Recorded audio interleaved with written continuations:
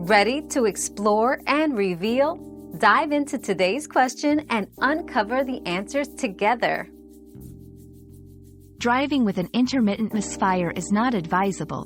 It can lead to increased fuel consumption, reduced engine performance, and potential damage to the engine.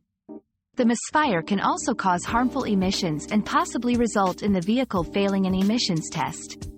It's important to diagnose and repair the cause of the misfire promptly, which could be due to issues like spark plug failure, ignition system problems, or fuel system concerns.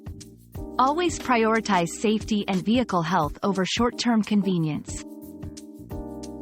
Your daily dose of discovery ends here, but the journey of learning never stops. Subscribe and join us again for more answers tomorrow.